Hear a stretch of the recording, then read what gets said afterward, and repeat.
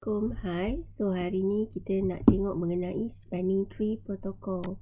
Okay, so tujuan spanning tree protocol ni diwujudkan adalah untuk kita reduce the loops dalam kita punya switching environment. So dalam switching environment kita boleh ada physical redundancy, maksudnya ada more than one path to a particular destination.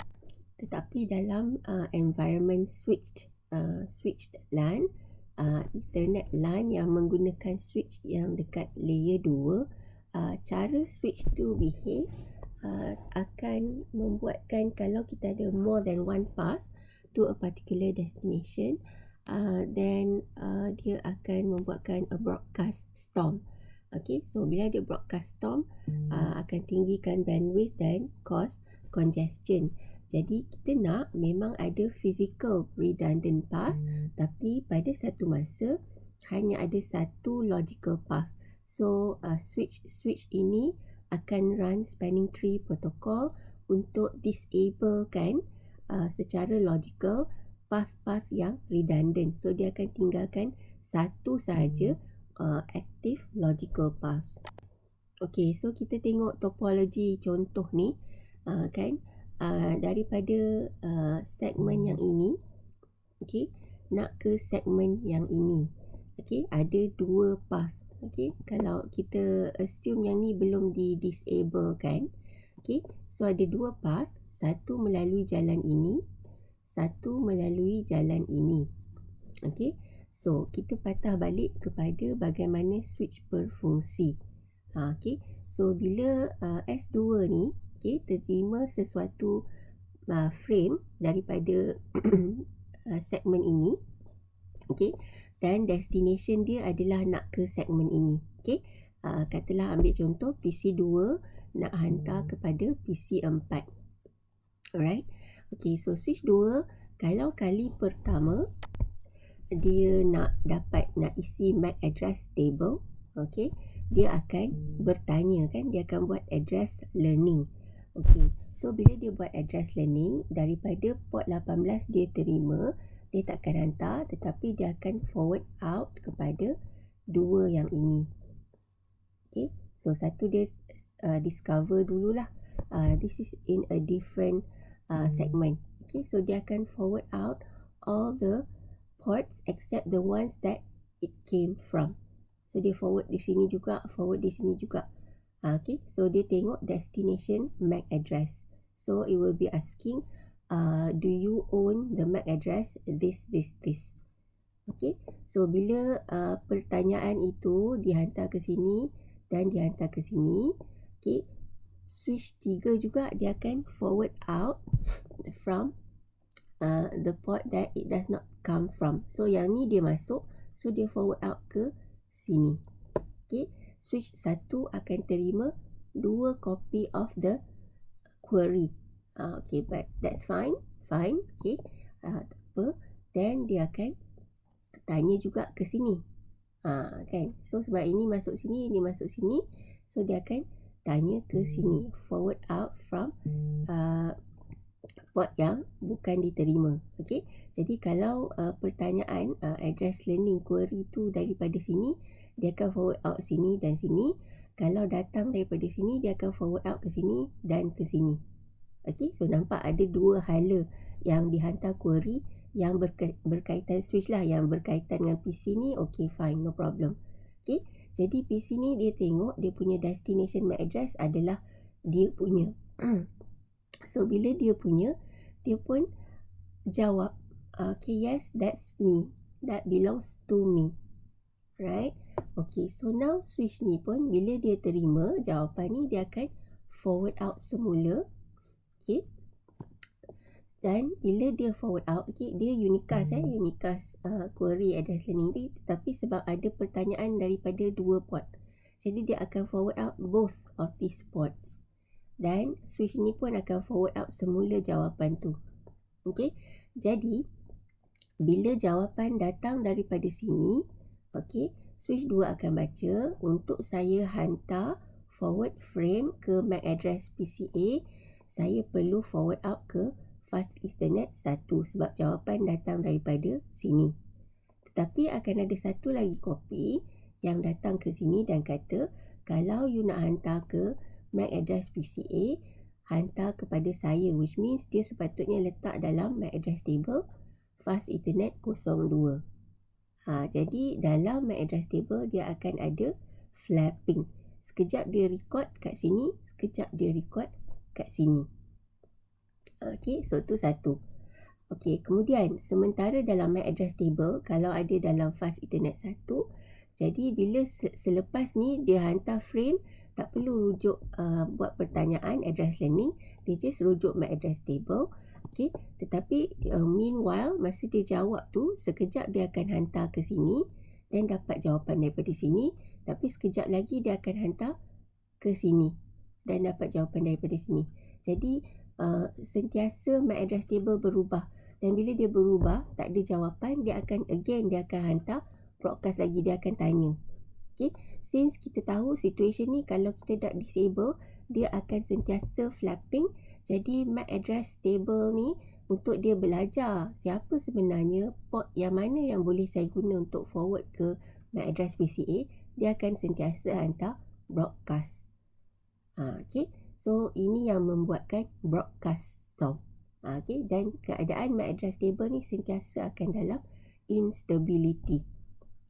Okay, so bila spanning tree diwujudkan, spanning tree protokol diwujudkan, walaupun ada physical link redundant, boleh lalu sini atau lalu sini, tetapi spanning tree ni akan communicate with each other supaya at one time kita pilih salah satu jalan untuk disable. Okay, dalam topology ni dia akan disable port yang ini. Jadi bila nak hantar data ke PCA, frame akan forward out only to this port. Okay, dia takkan lalu sini.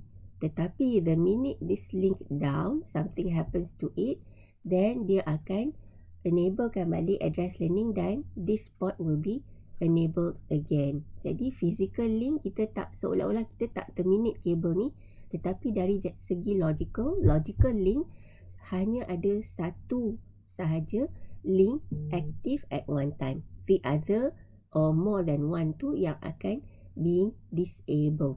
Okay, so ini yang kita panggil loop free. Dia tak ada loop, tak ada berpusing-pusing macam ni. Okay, so STP will logically block the physical loops in a layer 2 network, preventing frames from circling the network forever. Alright, okay, so tu kena ingat, spanning tree protocol hanya berlaku di layer 2. Okay, sebab that's how layer 2 communication was designed. Layer 2 yang buat address learning, yang hantar broadcast bila dia nak bertanya siapa tuan punya MAC address ini. Okay, layer 3 dia boleh multiple pass pada satu-satu masa. Untuk layer 2 ada multiple pass only physically but not logically. Okay, so whenever this path is down, like I said, keadaan switch layer 2 ni memang dah ada address learning process, jadi dia akan recalculate dan dia akan declare this one to be unblocked. Okay, so saya highlight semula lagi sekali, kalau ada redundant path nak ke suatu destination dan kita tak ada STP untuk logically block satu path tadi, it will cause MAC address table instability. Okay, satu lagi link saturation lah, sebab ada penuh dengan broadcast packets tadi, dan juga high CPU utilization sebab dia keep on nak calculate the port yang betul untuk forward the destination MAC address. Okay, so bila saya kata tadi layer 3 boleh ada redundant path pada satu masa disebabkan layer 3 punya equipment was designed in such a way that kalau ada packet yang berlega-lega dalam network tak jumpa jalan destination, dia ada capacity ataupun dia ada field bernama TTL, time to live. So kita boleh limitkan dia punya jangka masa yang dia berada di dalam network. Dan bila sampai TTL kosong, dia pun being discarded. Untuk layer 2, when it was designed tak ada mekanisme tersebut. Okay, and then they decide to come up with STP to overcome this. Okay, so back to the term broadcast storm yang saya bagi tahu tadi. So basically it's an abnormally high number of broadcasts overwhelming the network during a specific amount of time. Okay, so broadcast storm berlaku bila keadaan address learning dah, dia akan hantar broadcast frame kepada semua port untuk bertanya, untuk buat query siapa tuan punya a particular destination MAC address. Okay, sometimes broadcast storm can also be caused by a hardware problem. Okay, and also of course caused by the layer 2 loop. Okay, so contoh lagi address learning ni kita ada ARP request. Kita nak resolve between an IP address and a MAC address. Again, dia akan tanya siapa tuan punya IP address ini. Okay, so dia akan minta lah the MAC address. Okay, so a little history about the spanning tree. Basically, it was created by Radia Perlman. Okay, so an employee at DEC. DEC was a key player masa kita when they designed the TCP/IP, the Internet, and the Ethernet protocol. Okay, so this is how it works. So it prevents loops from occurring by configuring a loop-free path through the network using strategically placed blocking state ports. Maksudnya switch tu akan declare port itu sebagai status blocked. Jangan forward out frame through that block port. Okay, so ini ialah step-step macam mana switch implement spanning tree protocol. Okay, so spanning tree protocol ni sekarang di dalam switch dia dah automatic ya, bukanlah kita kena calculate, tetapi kita kena modify dia, jadi kita kena faham how it works first. Okay, so what are the steps bila switch nak perform spanning tree protocol? When you have form a trunk, kan, you dah connect switches together, dia akan detect lah, okay, dekat sebelah saya ada berapa switch dan adakah dia dalam loop. Okay, so tu ada protokol yang lain lah, contohnya Cisco Discovery Protocol. Okay, but after that, once dia dah discover there is redundant loop ataupun redundant path to a particular segment, okay, so dia akan buat benda ni. Number one is you elect the root bridge. Okay, so root bridge ni seolah-olah macam ketua lah yang koordinatkan switch-switch yang lain. Jadi dalam spanning tree protocol ada satu protokol data unit yang kita panggil bridge protocol data unit. The bridge protocol data unit or BPDU is used to share information and control frames among the switches when they want to implement the spanning tree algorithm. Jadi the root bridge adalah sebagai the reference point. Okay, dan selalunya selepas kita identify the root bridge, okay, the BPDU yang selepas ini akan dihantar kepada satu reference point je, which is the root bridge. Okay, so dia tak dihantar kepada semua switch lagi. Bila dah di-elect root bridge, dia hantar kepada root bridge sahaja. Okay, so first hantar BPDU dan ada bridge ID okay, of semua switch, dan bila semua switch nampak bridge ID masing-masing, dia akan pilih yang mana yang paling layak menjadi root bridge. Okay, so that's how they elect the root bridge. Okay, so after that, dia dah tahu siapa root bridge, okay, menjadi reference point. Now dia akan pergi ke setiap segmen dan elect the root port. Root port ini adalah port daripada switch selain daripada root bridge yang mempunyai path paling dekat dengan root bridge. Okay, so next, kalau dalam sesuatu switch tu dia dah ada satu root port. Okay, so dia mempunyai path yang paling dekat kepada the root bridge. Sekarang dia perlu elect port-port yang lain selain daripada root port to become the designated port. Okay, so ni seolah-olah kalau dia terima BPDU daripada root bridge melalui root port. Sekarang dia nak pilih port yang mana pula yang lain yang layak menjadi tukang hantar message daripada root port. Okay, so itu kita panggil designated port. Okay, kemudian kita ada satu port lagi ataupun term dipanggil alternate port. Okay, so pada keadaan stable, this alternate port will be blocked, tetapi pada masa keadaan designated port akan down, jadi dia akan jadi the next most eligible port untuk kita upkan balik ataupun unblockkan. Okay, so ini keadaan di mana segmen yang sama mempunyai more than one ports to the same switch. Okay, so bila dia dah elect designated port, kalau ada satu lagi port yang sama path, dia akan block, tapi dia akan labelkan ini sebagai the alternate port. Okay, now back to the election of the root bridge. Macam mana switch ni pilih the most eligible switch untuk jadi root bridge. Okay, so like I said, when they communicate with each other, before ada root bridge yang terpilih, semua orang akan hantar bridge protocol data unit, dan dalam satu field di dalam BPDU ini adalah bridge ID. Bridge ID ini adalah a combination of the priority, the MAC address. Okay, so priority dalam setiap switch by default kita ada one priority value. Okay, kalau kita sebagai engineer tak tukarkan dia, dia ada priority value which is 32768. Okay, kemudian setiap switch akan ada unique MAC address. Okay, jadi a combination of the MAC address plus the priority value will become a unique bridge ID for each switch. Okay, alright, so bila kita hantar kepada semua switch, dia akan cari yang mana bridge ID yang paling rendah. Okay, so yang paling rendah itulah yang akan dipilih menjadi root bridge. Okay, kita tengok semula this bridge ID field. Okay, tadi kita ada bridge priority.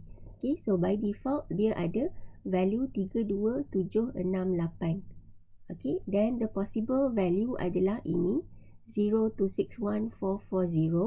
Okay, and usually is in increments of 4096. Maksudnya bila kita nak rendahkan atau tinggikan this priority value, kita tambah 4096 atau kita tolak 4096.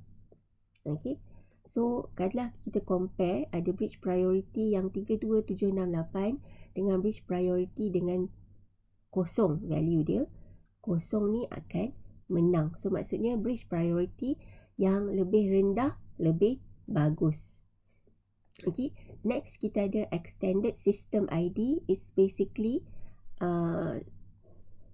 the VLAN ID. Okay, so ni VLAN ID. Jadi kalau ada multiple VLAN, okay, katalah VLAN 10.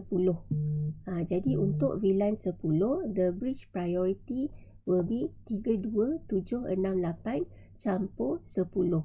Okay, so dia akan jadi 32778.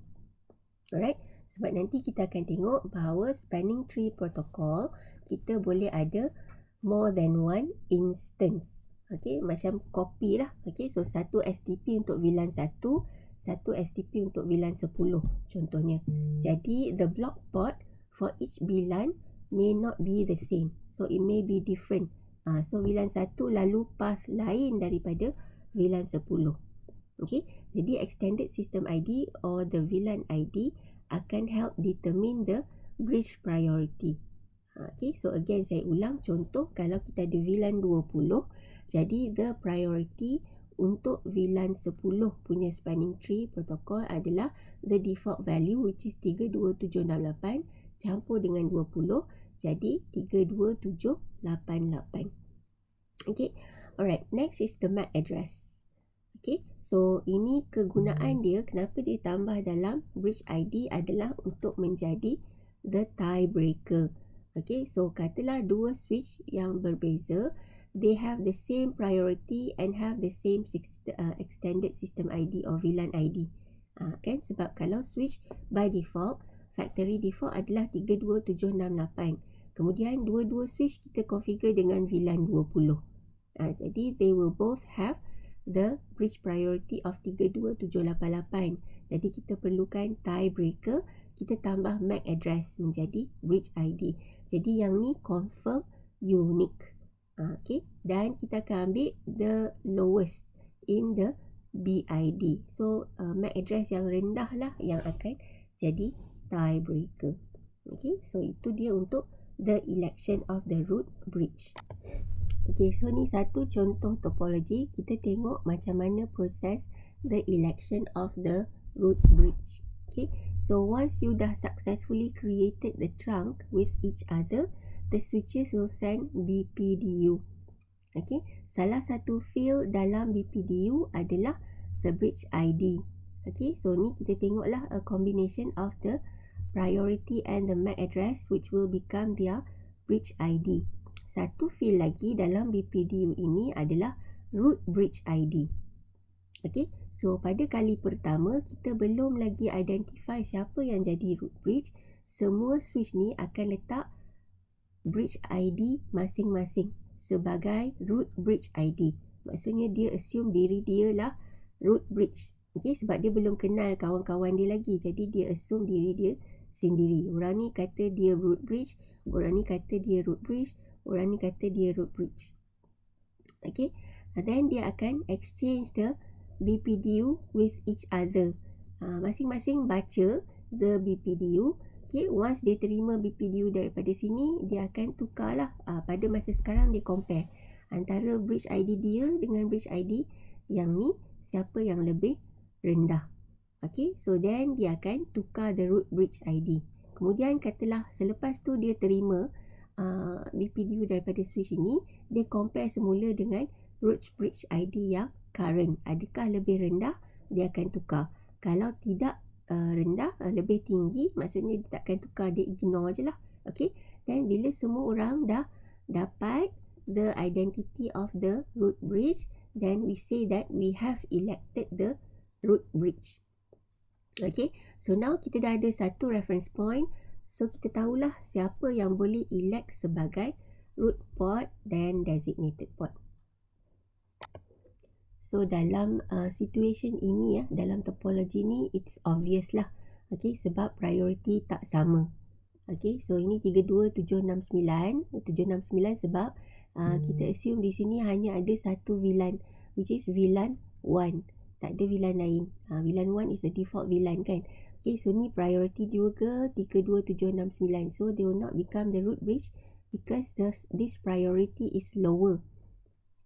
Okay, so katalah semua 32769, then we follow the MAC address. Okay, so kalau kita assume kalau ni 32769 and this is the MAC address of each switch, then switch 2 yang akan menjadi the root bridge. Okay, faham Okay, cuma dalam topologi yang diberi ini, this switch dia mempunyai priority yang paling rendah, then dia akan menjadi the root bridge. Okay, so lepas kita dah determine the root bridge, now we want to elect the root port. Okay, so root port adalah port yang mempunyai distance yang paling dekat ataupun mempunyai cost yang paling rendah untuk ke root bridge. Okay, so ini kita kira menggunakan root path cost lah. Maksudnya daripada setiap port tu kita kira berapakah path cost dia, ataupun the definition is the sum of all the individual port cost along the path from the switch to the root bridge. Okay, so maksudnya di sini from the switch ni maksudnya switch yang selain daripada root bridge. So setiap port dalam switch yang selain daripada root bridge tu, kita akan kira dia punya root path cost ataupun the port cost along all the path from that particular port to the root bridge. Okay, so macam mana nak kira the value of the port cost dah diberi secara standard. So kita ada dua value, satu the original spanning tree protocol, yang kedua adalah a variation of the spanning tree protocol dipanggil rapid spanning tree protocol. Okay, so dia port cost dia berdasarkan the link speed. Okay, so we can see that the slower the link speed, the more the cost. Okay, so kita nak cari port cost yang paling rendah lah. Okay, so again kita tengok balik topology tadi.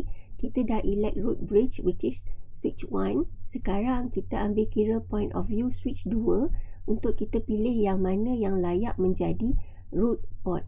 Okay, so kita ada dua path di sini, dia dah highlight. Satu melalui port ini, fast ethernet 1. Okay, maksudnya path yang pertama. Dan cost dia adalah 19. Okay, maksudnya ada satu je jalan dan cost dia 19. Kenapa dia 19? Sebab ni fast ethernet, jadi speed dia 100 megabits per second. Kita follow RSTP original 802.1d, cost dia adalah 19. Okay, so ini 802.1d ni adalah default port cost yang ada dalam switch sekarang lah. Okay, path yang kedua adalah melalui port 2, fast ethernet 2. So kita lalu sini dan lalu sini. So ada dua segmen di sini. Jadi satu ni fast ethernet kali 19 kali lagi satu. Okay, maksudnya 2 kali 19.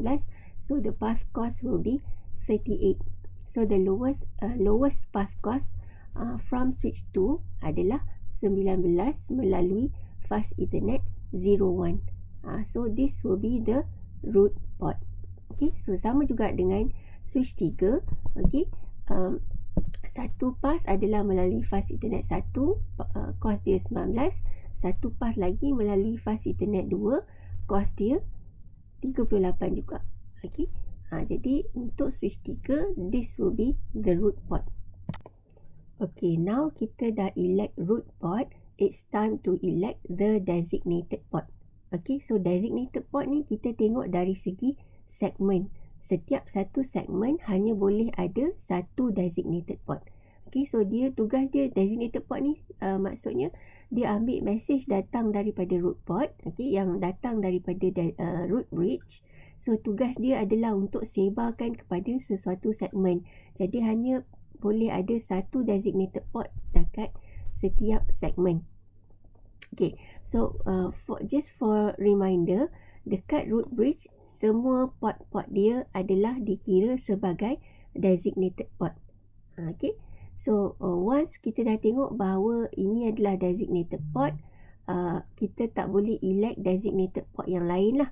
Maksudnya di sini logik kan, di sini designated port, di sini designated port. Jadi segmen ini memang tak ada designated port yang lain sebab ini adalah root port. Ini adalah root port.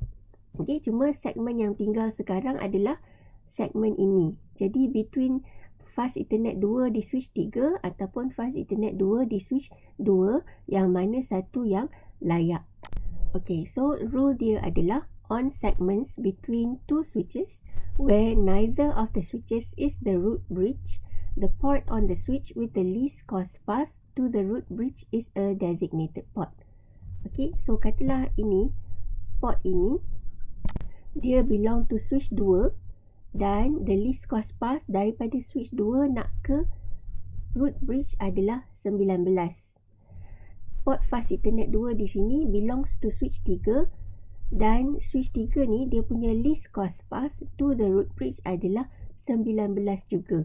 Jadi kita ada tie di sini.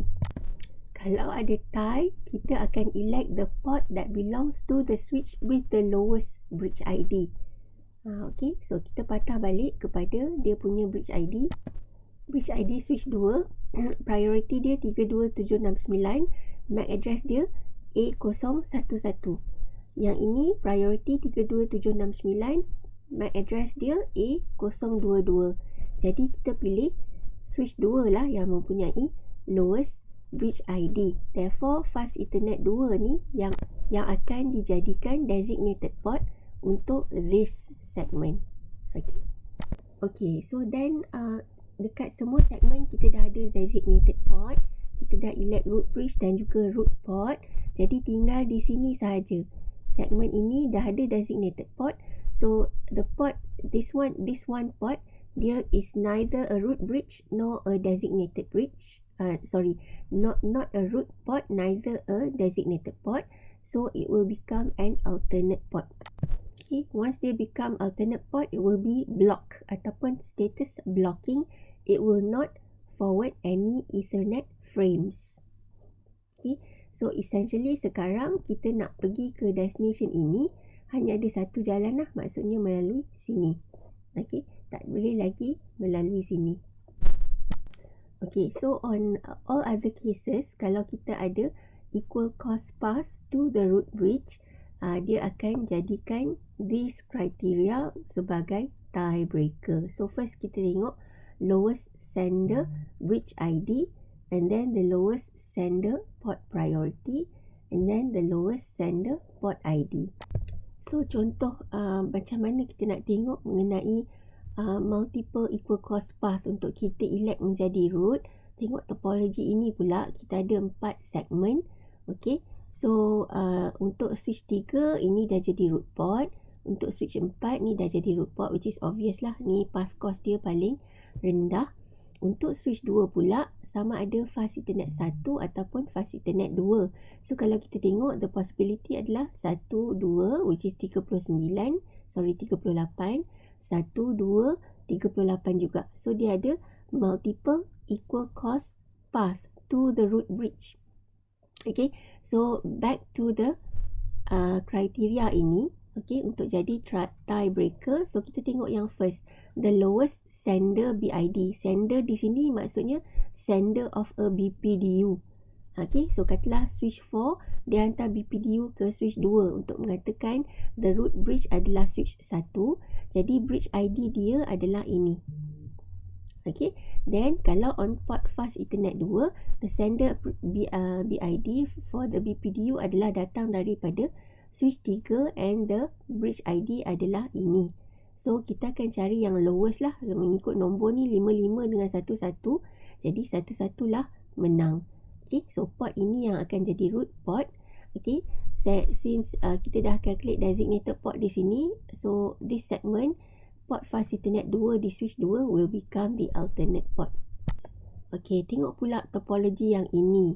Ni hanya ada 2 switch tetapi mempunyai 2 segmen lah, 2 link kepada jalan yang sama. Okay, between switch 1 and switch 4. So kita nak pilih antara fast Ethernet 6 ataupun fast Ethernet 5 yang menjadi the root port. Okay, so nak ke root bridge ini lah. Okay, so by default the port priority adalah 128. Okay, so kalau kita tengok balik kepada this criteria, the lowest sender port priority, di sini akan ada tie lah.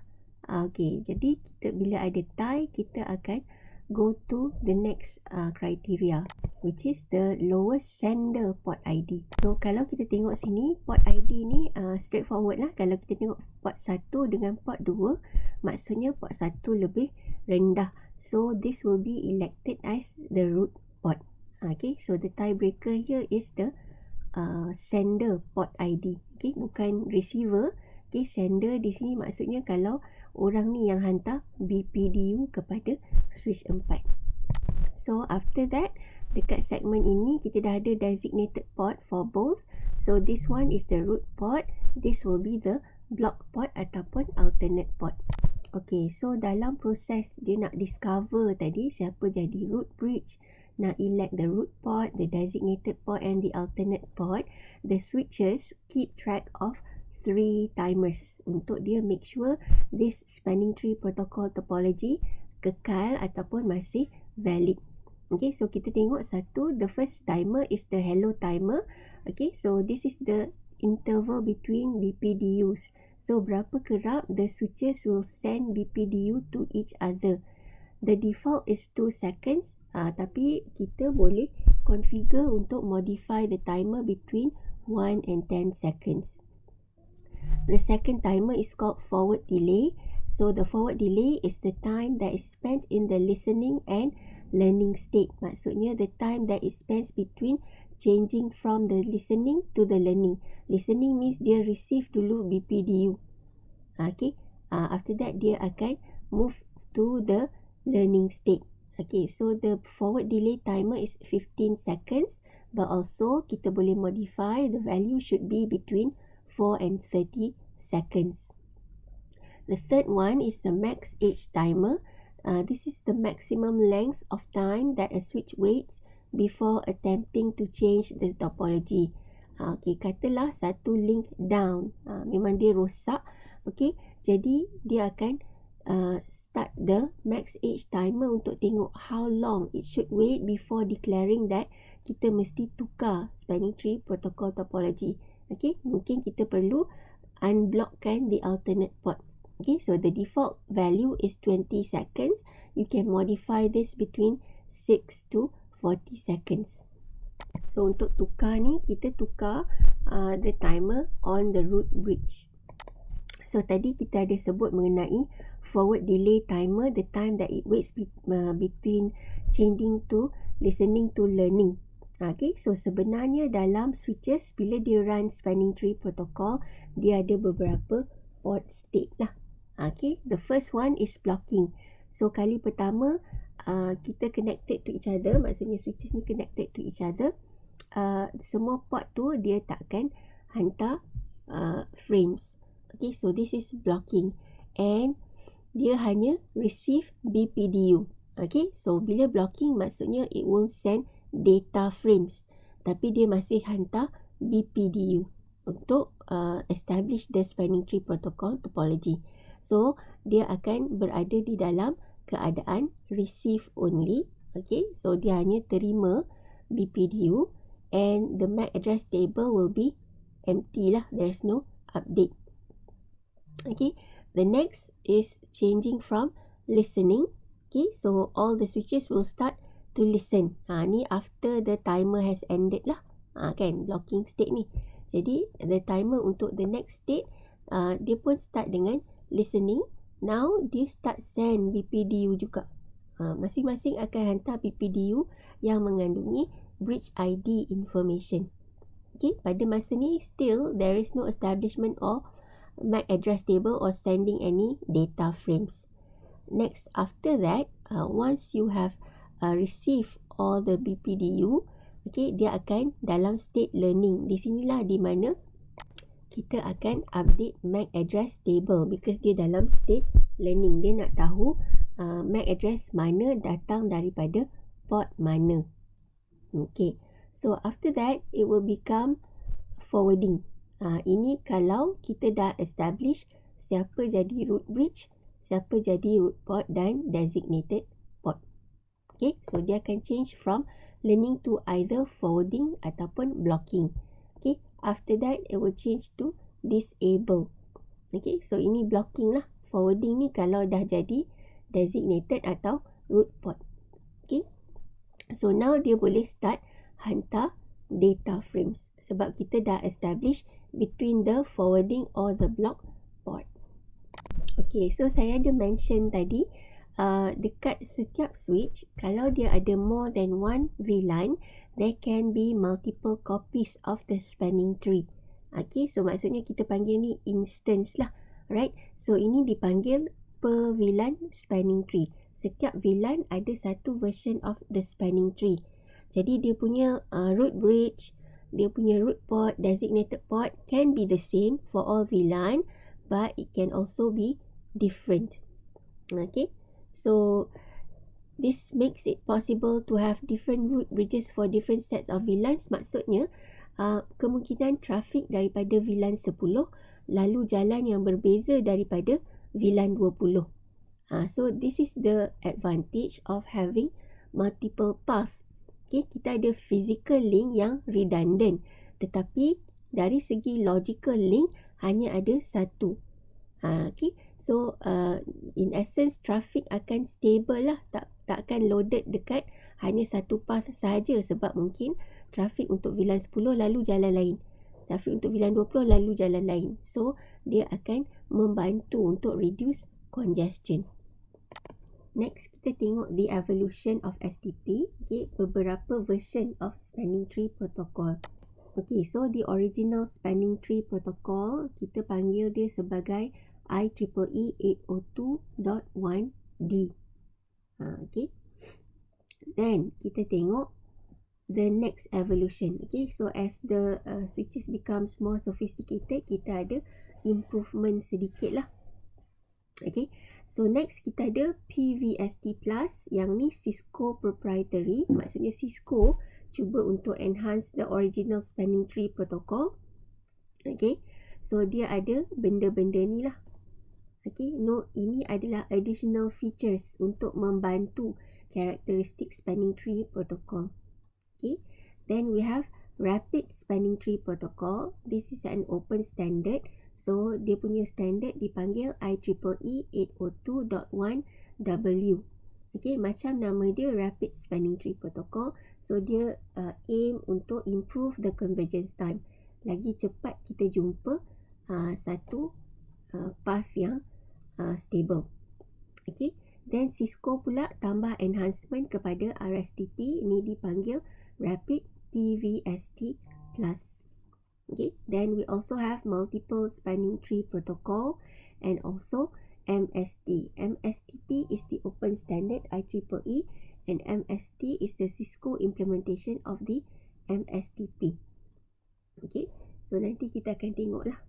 Okay, so the open standard, okay, dia evolve daripada 802.1D kepada Rapid Spanning Tree Protocol ataupun 802.1W.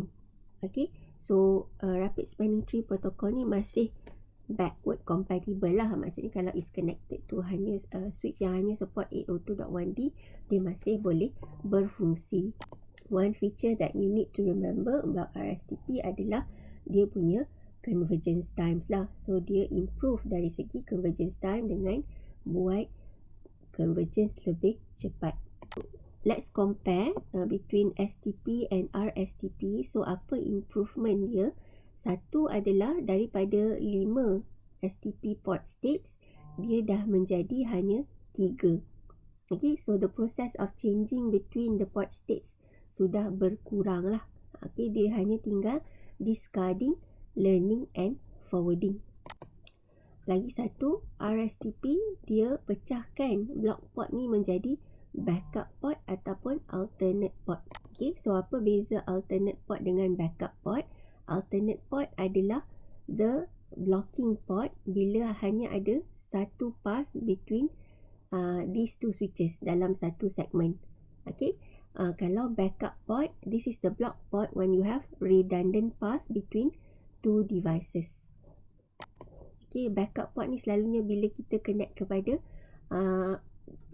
device yang share lah, share dia punya capacity. Contohnya di sini dia bagi hub. Okay, cuma backup port ni mungkin less common lah sebab dalam topology kita pun kita tak gunakan hub. Okay, tapi dia bagi provide the feature for this. Okay, so kita tengok sedikit implementation of the improvement. Okay, so the original spanning tree protocol tak ada mechanism atau feature untuk protect the spanning tree protocol from being attacked. So sebenarnya ada elemen-elemen ataupun technical configuration yang mungkin akan affect the spanning tree protocol punya topology.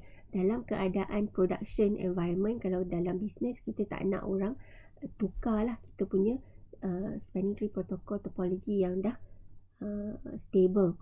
Okay, so Cisco ada tambah beberapa feature ataupun improvement mechanism untuk protect this. Okay, so satu, kita tengok port fast. So switch feature port fast ni is basically you configure a port yang connected kepada end devices yang bukan connected kepada another switch sebagai port fast supaya that particular port akan transition terus daripada blocking kepada forwarding. Okay, so kalau kita connect kita punya port kepada PC tu kita tahu dia takkan generate BPDU, jadi dia takkan participate in the spanning tree protocol topology calculation. Dia takkan terlibat dalam proses kita nak cari root bridge, kita nak cari root port dan sebagainya. Buat apa kita nak involve dia? So kita letak dia sebagai port fast. Bila kita letak dia sebagai port fast, dia takkan involve, dia takkan diambil kira dalam spanning tree topology punya calculation. Jadi dia mempercepatkan proses untuk jadi forwarding. Okay. Tapi jangan pula kita enable port fast on a port connected to a switch. Ni akan jadi loop, spanning tree loop. Okay. Kemudian bila kita dah ambil port tu connect kepada PC, katalah kita nak prevent if there is a malicious person, dia cabut daripada PC, dia connect kepada switch. Kan, bila dia connect kepada switch, switch ini akan generate BPDU yang akan hantar kepada switch yang lain, yang original. Dia akan ubah topologi lagi. Katalah switch baru ni mempunyai bridge protocol identification yang lebih rendah. Tiba-tiba dia akan jadi root bridge. Kita tak nak, sebab sepatutnya that particular port adalah connected to a PC, kan. Okay, so kita pula enablekan BPDU guard. Okay, so bila katalah that particular port, kita dah declare dia sebagai port fast. Okay, and then kita enablekan BPDU guard. Okay, so kita nak guard lah daripada port itu menerima BPDU. Kita tak mahu sebab kita expect port itu connect kepada PC. So, bila ada orang yang connect ke port itu menggunakan switch dan receive BPDU, that particular port will be in the error disable state. Dan dia akan jadi block lah. Bila macam tu, kita akan disablekan port tu supaya dia takkan terima BPDU yang akan cause looping. Okay, so after this, we are going to look at a little bit more about this. Tetapi dalam keadaan teknologi semasa, sebenarnya mungkin lebih banyak environment ataupun topologi sekarang di company organizations yang bila dia dah gunakan core switch ataupun distribution switch, layer 3 switch, dia dah transition daripada lebih banyak menggunakan STP kepada lebih banyak menggunakan layer 3 punya port. Okay, sebab like I said, layer 3 punya environment, dia allow multiple path to exist at the same time. Sebab dia tak ada proses address learning dan sebagainya yang ada dekat layer 2. Okay, so that's where we are going lah. Cuma kita tengok juga ada cons juga bila kita gunakan layer 3 punya port. Okay, but know that this is the current trends lah. Moving from layer 2 yang ada spanning tree protocol dan the masalah-masalah that comes with it to layer 3. Okay, so that's it for this section.